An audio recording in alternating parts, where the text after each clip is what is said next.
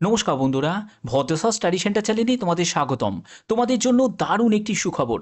কলকাতা এয়ারপোর্টের তরফ থেকে নতুন নিয়োগ বিজ্ঞপ্তি প্রকাশিত হয়েছে, যেখানে তোমাদের আবেদন করতে গেলে তোমাদের যদি মাধ্যমিক পাস যোগ্যতা থাকে তাহলেও তুমি আবেদন করতে পারবে, অথবা তোমাদের যদি উচ্চ মাধ্যমিক যোগ্যতা থাকে তাহলেও তুমি আবেদন করতে পারবে। এখানে যে নিয়োগটি করা হচ্ছে সম্পূর্ণ পার্মানেন্ট পোস্টে নিয়োগ করা হচ্ছে। এটা কিন্তু কোনো কন্ট্রাকচুয়াল চাকরি নয়, সম্পূর্ণ স্থায়ী চাকরি। সম্পূর্ণ গুরুত্বপূর্ণ তথ্য তোমাদের কাছে তুলে ধরবো। এরকমই গুরুত্বপূর্ণ প্রতিনিয়ত আপডেট পাওয়ার জন্য অবশ্যই চ্যানেলটাকে সাবস্ক্রাইব করে রাখবে, বেল আইকনটাকে অল করে রাখবে। তো চলো ভিডিওটা শুরু করছি। প্রত্যেকটি তথ্য তোমাদের কাছে তুলে ধরছি এই নোটিফিকেশনের মাধ্যমে। তো এখানে তোমরা দেখতে পাচ্ছ আমি নোটিফিকেশনটা ওপেন করে নিয়েছি। তোমাদের এখানে যে সিলেকশন করা হবে সেটা হলো একটি সিবিটি এক্সাম নেওয়া হবে, ঠিক আছে? তো সেই সিবিটি এক্সামে তোমরা সেন্টার কোথায় কোথায় পাবে দেখো। তোমাদের ইস্টার্ন স্টেট অর্থাৎ ইস্টার্ন রিজিয়নের এই সব জায়গায় তোমাদের সেন্টার তোমরা পেয়ে যাবে। যেমন হচ্ছে কলকাতা, ভুবনেশ্বর, পাটনা, রায়পুর, রাঁচি, পোর্ট ব্লেয়ার, গ্যাংটক, এই সব জায়গায় কিন্তু তোমরা এক্সামিনেশন সেন্টারটা তোমরা পেয়ে যাবে। তার জন্য অবশ্যই তোমাদের সঠিক পদ্ধতিতে আবেদন করতে হবে। আদারওয়াইজ সেই আবেদন যদি ক্যান্সেল হয়ে যায় তাহলে কিন্তু সেই স্লট যদি ফাঁকা না থাকে তাহলে কিন্তু তোমাদের অন্য জায়গায় তোমাদের এক্সাম দিতে যেতে হবে। তার জন্যই অবশ্যই বলবো ভিডিওটাকে শেষ পর্যন্ত দেখো, কারণ প্রত্যেকটি গুরুত্বপূর্ণ তথ্য এই ভিডিওতে তোমাদের কাছে তুলে ধরবো। এখানে যারা যারা এসসি এসটি ওবিসি ইডাব্লিউএস প্রত্যেক যারা ক্যান্ডিডেট আছো তাদের প্রত্যেকের জন্য কিন্তু শূন্যপদ ভাগ করা আছে। তো দেখো তোমাদের এখানে এজ কি প্রয়োজন। এজ হচ্ছে 18 থেকে 30 বছরের মধ্যে তোমার বয়স হতে হবে। 1/11/2024 হিসাবে তোমাদের এজ ক্যালকুলেট করতে হবে। 18 থেকে 30 বছরের মধ্যে তোমার যদি বয়স হয়ে থাকে, তুমি যদি একজন ইউআর প্রার্থী হয়ে থাকো, তুমি যদি একজন ইডাব্লিউএস প্রার্থী হয়ে থাকো, তাহলে প্রত্যেকে তোমরা আবেদন করতে পারবে। তুমি যদি ওবিসি ক্যান্ডিডেট হয়ে থাকো তাহলে তোমার ক্ষেত্রে বয়স হচ্ছে 3 বছরের ছাড়, অর্থাৎ 18 থেকে 33 বছরের মধ্যে তোমার বয়স হলে আবেদন করতে পারবে। তুমি যদি এসসি এসটি ক্যান্ডিডেট হয়ে থাকো তোমার বয়সে 5 বছর রিল্যাক্সেশন আছে, যেখানে তোমাদের 18 থেকে 35 বছরের মধ্যে তোমার যদি বয়স হয়ে থাকে তোমরা আবেদন করতে পারো, ঠিক আছে? এছাড়া তোমাদের দেখো যারা যারা এক্স সার্ভিসম্যান তাদের জন্য কিন্তু রিল্যাক্সেশন দেওয়া আছে, অবশ্যই সেটা একবার দেখে নেবে। এবার দেখে নাও যে তোমাদের এডুকেশন কোয়ালিফিকেশন কি প্রয়োজন। তোমাদের যে পোস্টে নিয়োগটি করা হচ্ছে সেটা হলো জুনিয়র অ্যাসিস্ট্যান্ট পোস্টে তোমাদের নিয়োগ করা হচ্ছে। এই জুনিয়র অ্যাসিস্ট্যান্ট পোস্টের জন্য তোমাদের যোগ্যতা কি প্রয়োজন। শিক্ষাগত যোগ্যতা হচ্ছে মাধ্যমিক পাস, সঙ্গে যদি তোমাদের 3 বছরের একটি অ্যাপ্রুভ রেগুলার ডিপ্লোমা করা থাকে, মানে মেকানিক্যাল, অটোমোবাইল বা ফায়ার নিয়ে তোমাদের যদি কোনো পলিটেকনিক ডিপ্লোমা করা থাকে তাহলে তুমি আবেদন করতে পারবে। অথবা দেখতে পাচ্ছ, অথবা তুমি যদি সিম্পল 12 পাস করে থাকো, সেটা আর্টস থেকে হোক, সায়েন্স থেকে হোক বা কমার্স থেকে হোক, তোমরা যে কোনো শাখায় যদি উচ্চ মাধ্যমিক পাশ করে থাকো তাহলেও তুমি কিন্তু আবেদন করতে পারবে। ক্লিয়ার?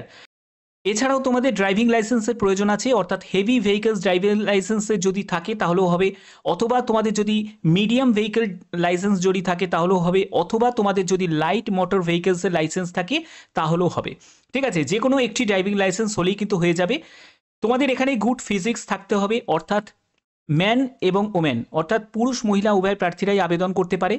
যারা পুরুষ প্রার্থী বা মহিলা প্রার্থী প্রত্যেকের জন্যই কিন্তু মেডিকেল থাকবে, যেখানে তোমরা দেখতে পাচ্ছ ডিস্টেন্স ভিশন 6 থাকতে হবে, নিয়ার ভিশন N5 থাকতে হবে, কালার ভিশন তোমাদের টেস্ট হবে সেটা কিন্তু নর্মাল থাকতে হবে, নাইট ব্লাইন্ডনেস এটা কিন্তু যেন না থাকে।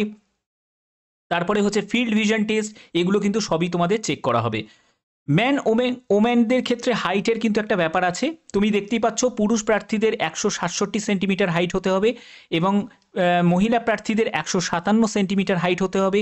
81 সেন্টিমিটার হচ্ছে বুকের ছাতি না ফুলিয়ে 5 সেন্টিমিটার ফোলাতে হবে। মেয়েদের ক্ষেত্রে কোনো চেস্টের কোনো মাপঝোপের ব্যাপার নেই।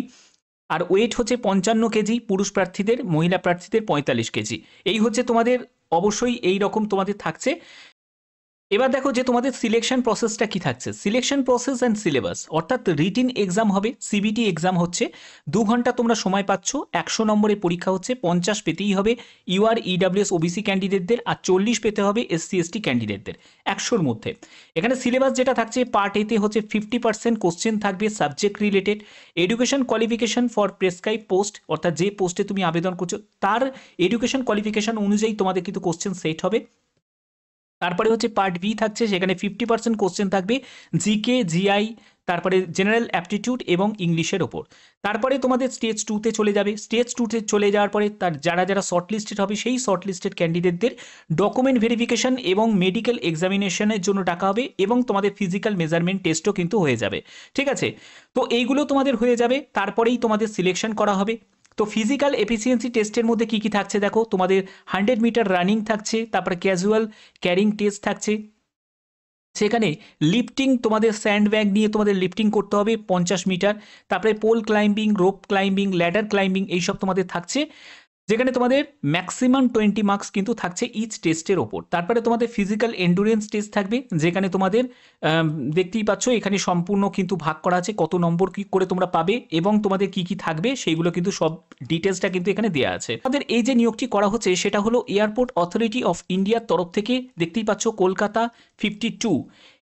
তো এয়ারপোর্ট অথরিটি অফ ইন্ডিয়ার তরফ থেকে তোমাদের জুনিয়র অ্যাসিস্ট্যান্ট ফায়ার সার্ভিসে এই নিয়োগটি করা হচ্ছে। ইস্টার্ন রিজিয়নে যতগুলো স্টেট আছে সবকটা স্টেটেই থেকেই কিন্তু তোমরা আবেদন করতে পারবে, যেমন ওয়েস্ট বেঙ্গল স্টেট, বিহার, ওড়িশা, ছত্তিশগড়, ঝাড়খণ্ড, আন্দামান নিকোবর এবং সিকিম, এইসব স্টেট থেকে যারা আছো তারা কিন্তু প্রত্যেকে আবেদন করতে পারবে। ঠিক আছে, এবং দেখো তোমাদের যে পোস্টে নিয়োগটি করা হচ্ছে জুনিয়র অ্যাসিস্ট্যান্ট ফায়ার সার্ভিস, যেখানে তোমাদের টোটাল শূন্যপদ হচ্ছে 89। তোমরা কত টাকা বেতন পাবে? 31,000 টাকা থেকে 92,000 টাকার মধ্যে তোমরা বেতন পাবে। ওকে, তো দেখো তোমাদের আবেদন মূল্য কত টাকা জমা করতে হবে? 1000 টাকা আবেদন মূল্য জমা করতে হবে যারা ইউআর, ওবিসি এবং ইডব্লিউএস প্রার্থী তাদেরকে। তুমি যদি মহিলা প্রার্থী হয়ে থাকো, এসসি, এসটি, এক্স সার্ভিসম্যান হয়ে থাকো, তোমাদের কিন্তু কোনো রকম আবেদন মূল্য দিতে লাগবে না। ঠিক আছে, এই যে নিয়োগটি, এই নিয়োগের জন্য তোমাদের ডেট এক্সটেন্ড করা হয়েছে। আমি এক্সটেন্ডেড নোটিফিকেশনটা তোমাদের দেখাচ্ছি যে তোমাদের ডেটটাকে এক্সটেন্ড করা হচ্ছে। তোমরা এটা দেখতে পাচ্ছ, তোমাদের এক্সটেন্ড করা হয়েছে ডেটটাকে, যার জন্য তোমাদের নোটিফিকেশন রিলিজ হয়েছে। ক্যালকাটা হাইকোর্টের তরফ থেকে স্পেশাল অর্ডার এসছে যে এই ডেটটাকে এক্সটেন্ড করতে হবে।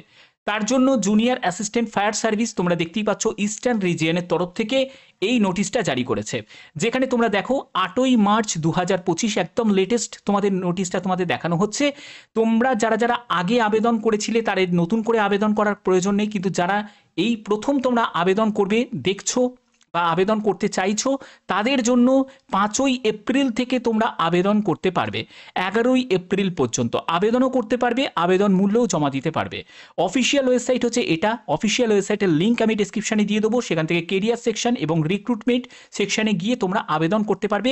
একটা কথা মনে রাখবে, লিঙ্ক অ্যাক্টিভ হয়নি, দেখতেই পাচ্ছ 5ই এপ্রিল থেকে তোমাদের লিঙ্ক অ্যাক্টিভ হয়ে যাবে। তোমরা 5ই এপ্রিল থেকেই কিন্তু তোমরা আবেদন করতে পারবে। তো তোমরা কোন জেলা থেকে এই ভিডিওটা দেখছো অবশ্যই তোমরা জেলার নাম কমেন্টে জানাতে পারো, যাতে তোমাদের কাছে বিভিন্ন ধরনের আপডেট পৌঁছে যায়। বাই দ্য ওয়ে, এখানে কিন্তু তোমরা যে কোনো জেলা থেকে তোমরা আবেদন করতে পারো, সব জেলা থেকেই কিন্তু তোমরা আবেদন করতে পারো। তোমাদের কলকাতা এয়ারপোর্টেই কিন্তু তোমাদের পোস্টিং হয়ে যাবে। তো আশা করি তোমাদের এই ভিডিওর মাধ্যমে প্রত্যেকটি তথ্য তোমাদের কাছে ক্লিয়ার করলাম। এরকমই গুরুত্বপূর্ণ আপডেট সবার আগে পাওয়ার জন্য অবশ্যই চ্যানেলটাকে সাবস্ক্রাইব করে রাখবে, বেল আইকনটাকে অল করে রাখবে। এখনের মতো এটুকুই, টাটা।